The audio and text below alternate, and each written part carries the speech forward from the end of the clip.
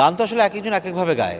সবাইকে এক ধরনের গান করতে হবে তা না। সেই আজম খান থেকে শুরু করে লাকিয়া খান, আইয়ুব বাচ্চু, ওনারা তো জীবিত দশায় আসলে রাষ্ট্রীয় সম্মান পান নাই। কেউ যদি ভিউর জন্য কাজ করতে পারে, তাতে তো আসলে তার ইচ্ছা। সিঙ্গেলসের যুগটা আলটিমেটলি সারা পৃথিবীতেই চলছে, ফলে এটাকে অস্বীকার করার কোনো উপায় নাই। অনেকগুলো গান নিয়ে একসাথে আসাটাও কঠিন, সেই জন্য একটা একটা করে গান নিয়ে আসে। কৃষক, রিক্সাওয়ালা যে কারণে গলায় গামছা দিয়ে ঘোরে, আমিও একই কারণে গলায় গামছা দিয়ে ঘুরি। আমি গিটার বাজিয়ে গান গাই, তারা রিক্সা চালায় বা কৃষিক্ষেত্রে কাজ করে। যে এই অনুষ্ঠানটা হচ্ছে, এটার নাম গানে গানে শায়ান।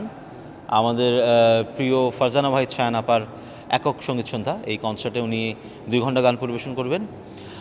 শায়ান আপা তো আসলে ওনার গানের কথা এবং বিভিন্ন সময়ে দেশ পৃথিবীর নানান ক্রান্তির লগ্নে উনি ওনার গান নিয়ে প্রতিবাদ করেছেন, কথা বলেছেন। আমি ব্যক্তিগতভাবে ওনার অসম্ভব ভক্ত। অ্যাজ আ সিঙ্গার সংরাইটার বাংলা গানে উনি অনন্য। অনেক দিন শায়ান আপা কোথাও এভাবে গান করেন না এবং উনি একটু নিভৃতেই থাকেন। সেই জায়গা থেকেই আমি আমার মতন যারা শায়ান আপার গানের ভক্ত, তাদের জন্য এই আয়োজনের ব্যবস্থা করেছি আজব কারখানার পক্ষ থেকে। আজকে শিল্পকলা একাডেমির চিত্রশালা মিলনায়তনে আয়োজন হচ্ছে। আশা করছি একটা সুন্দর সন্ধ্যা সবাই মিলে কাটাতে পারবো।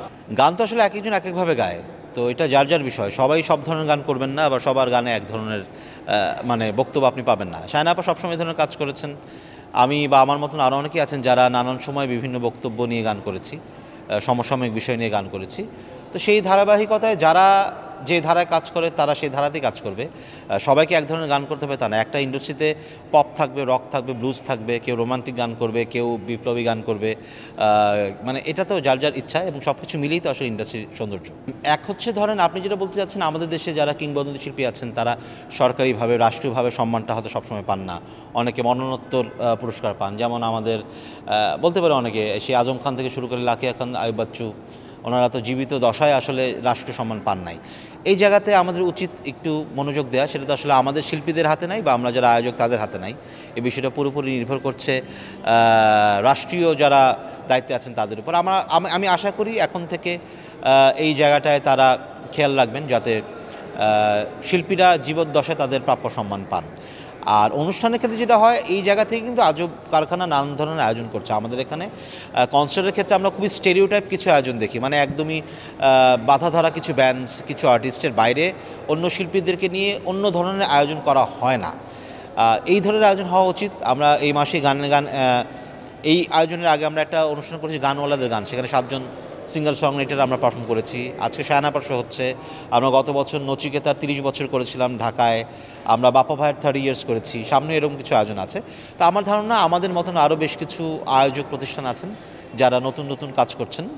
আশা করছি নতুন নতুন কাজ হবে। দেখেন, এটা সবসময় থাকে। সবসময় কিন্তু 2 ধরনের শিল্পী থাকে। একদমই খুবই কমার্শিয়াল যারা কাজ করে, যারা জনপ্রিয়তার জন্য কাজ করে। আবার আরেক ধরনের শিল্পী থাকেন যারা তারা শিল্পের জন্য কাজ করেন। এটা আগেও ছিল, এখনও আছে, ভবিষ্যতে থাকবে। তাই কেউ যদি ভিউর জন্য কাজ করতে পারে, তাতে তো আসলে তার ইচ্ছা। আর ভিউটাকে আপনি অস্বীকারও করতে পারবেন না। আবার অনেক শিল্পী আছেন ভিউ আসলে তাতে কিছু আসে যায় না। তো এগুলি আসলে আপেক্ষিক ব্যাপার। এগুলো নিয়ে আসলে ওই যে বিভাজনের কোনো জায়গা নাই। কাউকে খুব বেশি আলাদাভাবে নির্দিষ্ট করার কোনো উপায় নাই। শিল্পী শিল্প চর্চা করবেন তার ইচ্ছে মতন। এটা যার ইচ্ছা ভিউর জন্য করবে, যার ইচ্ছা তার নিজের জন্য করবে। এটা হবেই, সময়কে আপনার মেনে নিতেই হবে। আগে অনেক কিছু হতো। এক সময় ধরেন এলপি ছিল, তারপর সিডি হয়েছে, তারপর ক্যাসেট হয়েছে। এক সময় মাইক্রোফোন ছিল না, মসজিদের আজান খালি গলায় দিত, পরে মাইক্রোফোনে আজান দেয়। তো আলটিমেটলি ধরেন যে এই পরিবর্তনগুলো আমাদের মেনে নিতেই হবে। আমরা যখন এখন ডিভাইসে গান শুনি, সিঙ্গেলসের যুগটা আলটিমেটলি সারা পৃথিবীতেই চলছে, ফলে এটাকে অস্বীকার করার কোনো উপায় নাই। আর অ্যালবামটাও সারা পৃথিবীতে আছে। আমাদের এখানে অ্যালবামের চল একটু কমে গেছে, সেটা আমাদের হয়তো কি বলবো, অভ্যাসের অভাবে পরিণত হয়েছে, কিন্তু অনেকে কিন্তু করছেন। আমি অ্যালবাম করি, শায়ান আপা করেছেন, অর্ণবদা করেন, শিরোনাম, মানে অনেকে আছে যারা অ্যালবাম নিয়ে কাজ করেন। তো এটাও আসলে প্রত্যেকটা শিল্পীর যার যার চয়েস। আর এখন তো আসলে খুব অস্থির সময় চারপাশে, অনেকগুলো গান নিয়ে একসাথে আসাটাও কঠিন, সেই জন্য একটা একটা করে গান নিয়ে আসে। তো সব কিছু তো ভালো দিক খারাপ দিক থাকে। তো একটা গান রিলিজের ভালো দিক হচ্ছে আপনি একটা গানে ফোকাস করে একটা গান পৌঁছাতে পারছেন মানুষের কাছে। 12টা গানের জন্য আপনার পুরোপুরি আয়োজন করতে হচ্ছে না। ওটা কিন্তু অনেক কষ্টসাধ্য, সময়সাধ্য, ব্যয়সাধ্য। এটা হচ্ছে ভালো দিক। আর খারাপ দিক হচ্ছে অ্যালবাম না হলে, আমি ব্যক্তিগতভাবে মনে করি একটা অ্যালবাম একটা আর্টিস্টের ওই সময়টাকে ধরে রাখে।